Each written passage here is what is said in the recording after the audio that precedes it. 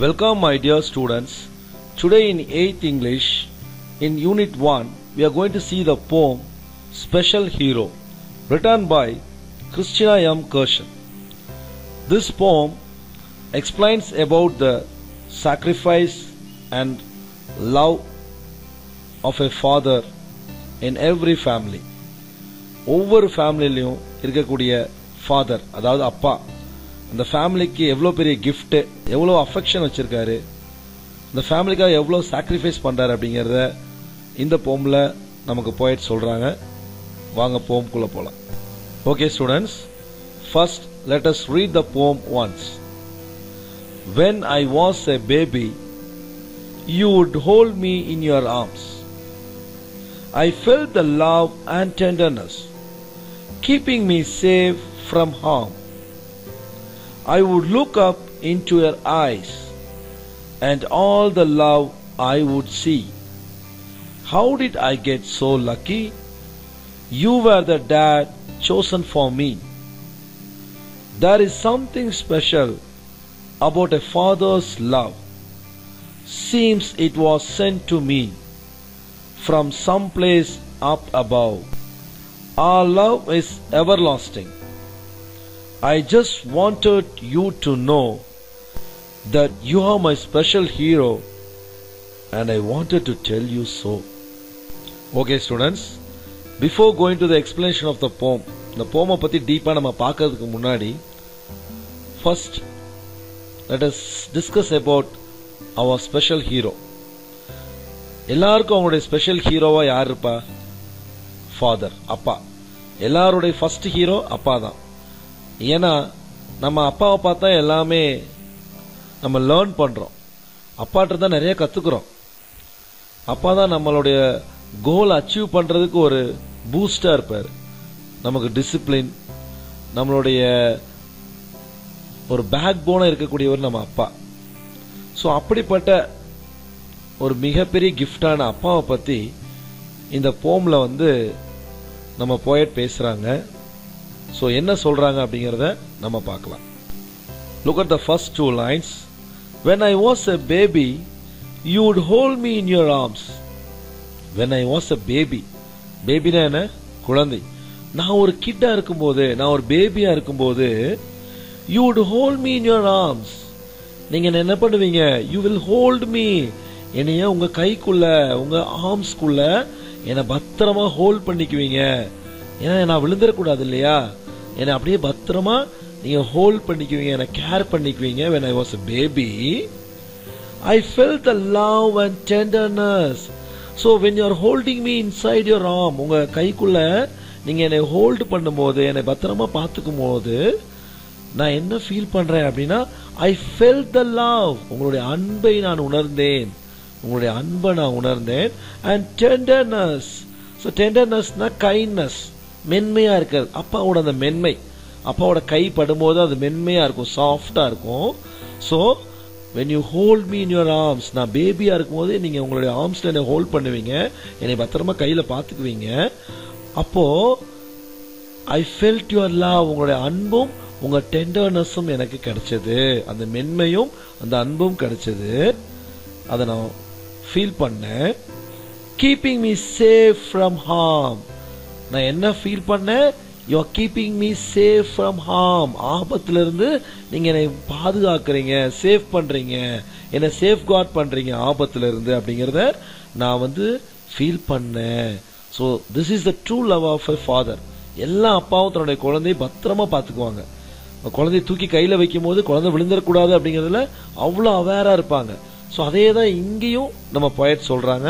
நான் பேபியா இருக்கும் போது நீங்க என்னை ஹோல்ட் பண்ணுவீங்க உங்க ஆர்ம்ஸ்ல, அப்ப நான் உங்களுடைய லவ் அண்ட் டெண்டர்னஸ் ஃபீல் பண்ணுவேன். எப்படி அப்படின்னா, நீங்க என்னை சேஃபா, எந்த ஹார்ம், எனக்கு எந்த ஆபத்தும் வராம என்னை நீங்க பார்த்து கொள்வீங்க அப்படின்னு சொல்லி ஃபர்ஸ்ட் 4 லைன்ஸ்ல சொல்றாங்க. Look at the next line. I would look up into your eyes and all the love I would see. So இப்ப என்ன சொல்றாங்க? I would look up into your eyes.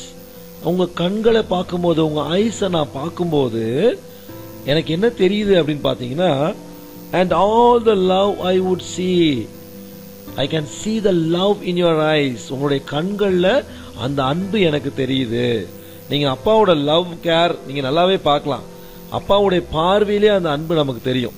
For example, இப்போ அப்பா வேலை விட்டு வர்றாங்க அப்படின்னா நம்ம வீட்டில் இருப்போம். அப்பாவோட பைக்கோ அல்லது அப்பாவோட சவுண்ட் கேட்டால் நம்ம ஓடி போவோம். அப்ப அப்பாவோட ஃபேஸ்ல பாருங்க அந்த லவ் தெரியும். அந்த ஸ்மைலிங் ஃபேஸோட அந்த லவ் தெரியும். நம்மளும் அதை அப்படியே பார்த்தாலே தெரியும். ஸோ அதைத்தான் இங்க சொல்றாங்க. ஸோ நான் எப்பெல்லாம் உங்க ஐஸை நான் பார்க்கறேனோ, உங்களோட ஐஸ்ல I can see all the love, உங்களுடைய அன்பை என்னால பார்க்க முடியுது அப்படின்னு சொல்றாங்க. How did I get so lucky?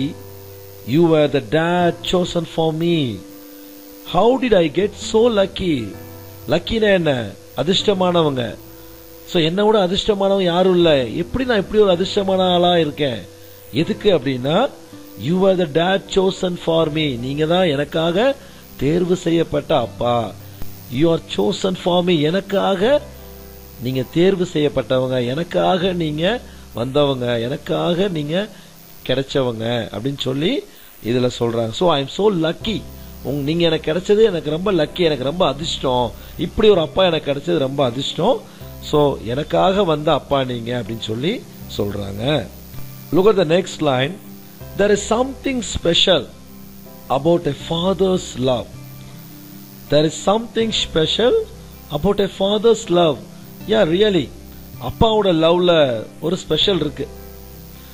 யூஸ்வலா பாத்தீங்கன்னா நமக்கு அவ்வளோ சீக்கிரத்துல அம்மாட்ட இருந்து எல்லாமே வாங்கிட முடியாது. சில நேரம் நமக்கு ஏதாவது தேவைன்னா ஃபர்ஸ்ட் அப்பாட்ட தான் போவோம். அப்பாட்ட போய் நைஸா சொன்னோம்னா போதும், அப்பா வாங்கி கொடுத்துருவாங்க. ஸோ அப்பாவோட கேர் எப்பவுமே ஒரு ஸ்பெஷல் கேரா இருக்கும்.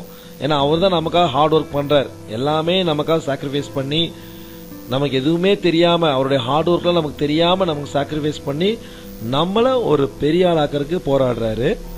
So there is something special about a father's love. ஒரு அப்பாவோட அன்புல எப்பவுமே ஒரு ஸ்பெஷல் இருக்கு. என்னமோ இருக்கு அவர் அன்புல, தனி, அது ஒரு தனியான ஒரு அன்பு. அது வந்து அப்பாவோட லவ்ல இருக்கு அப்படின்னு சொல்றாங்க.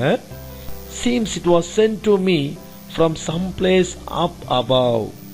Seems it was sent to me.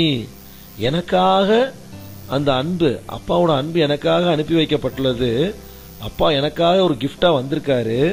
எங்க இருந்து அப்படின்னு பாத்தீங்கன்னா, from some place up above. From some place up above. Not from the earth. இங்க இருந்து எனக்கு வரல. எங்க இருந்து வந்திருக்கு? above, மேல இருந்து. from the heaven. from heaven. அங்கிருந்து யார் மூலமா கிடைக்கும்? from God.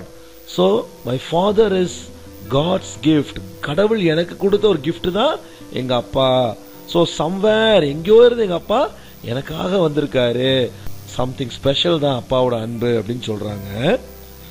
our love is everlasting. what is the meaning of everlasting? everlastingனா எண்டே கிடையாது. there is no end. so அப்பாவோட அன்புக்கு எண்ட் இருக்கா? கிடையாது. ஆல்வேஸ் பேரண்ட்ஸோட அன்புக்கு என்னைக்குமே எண்டு கிடையாது. நம்ம மேல உண்மையான கேர், அன்பு வைக்கிறவங்க ஃபர்ஸ்ட் பேரண்ட்ஸ் தான். ஸோ அப்பா அம்மா அன்புக்கு என்னைக்குமே எண்டு கிடையாது. அதான் இங்க சொல்றாங்க, our love is everlasting. நம்மளுடைய அன்பு என்னைக்குமே இருக்கும், எண்ட் ஆகாது. நான் உங்க மேல வச்சிருக்கிற அன்பும் நீங்க என் மேல வச்சிருக்கிற அந்த லவ்வும் என்னைக்குமே எண்ட் ஆகாது. It is everlasting. I just wanted you to know. எனக்கு வந்து என்ன பண்ணும், உங்களுக்கு தெரிய வைக்கணும், உங்களுக்கு தெரியணும் இது. ஏன்னா எவ்வளோ லவ், எவ்வளோ அன்பு உங்க மேல நான் வச்சிருக்கேன், நீங்க எவ்வளோ ஒரு எனக்கு ஸ்பெஷல் நான் உங்களுக்கு தெரியணுங்கிறதுக்காக இதை நான் சொல்ல வர்றேன். that you are my special hero. நீங்க தெரிஞ்சுக்கணும். என்ன தெரிஞ்சுக்கணும் அப்படின்னா, you are my special hero. நீங்க தான் என்னோட ஸ்பெஷல் ஹீரோ. சினிமால வர்ற ஹீரோ அது real hero, but you are the real hero. அப்பா தான் ரியல் ஹீரோ. நம்ம சினிமால பாக்குறவங்களாம் ரியல் ஹீரோ. சினிமா அவங்க ஆக்டிங் நடிச்சிட்டு போயிருவாங்க. But the real hero in our life is only our father. அப்பா தான் ரியல் ஹீரோ. அதான் சொல்றாங்க, I just wanted you to know. உங்களுக்கு நான் தெரியப்படுத்த வேண்டியது என்ன அப்படின்னா, you are my special hero. நீங்க தெரிஞ்சுக்கணும், நீங்க தான் என் ஸ்பெஷல் ஹீரோ அப்படின்னு. And I wanted to tell you so. இதை நான் உங்கள்கிட்ட நான் சொல்ல விரும்புறேன். நீங்க தெரிஞ்சுக்கணும், நீங்க தான் என் ஸ்பெஷல் ஹீரோ, நீங்க தெரிஞ்சுக்கணும். அதை நான் உங்கள்கிட்ட சொல்ல வர்றேன் அப்படின்னு சொல்லி இந்த போம்ல வந்து ஃபாதருடைய அஃபெக்ஷனை வந்து நம்ம போய் கிளியரா சொல்றாங்க.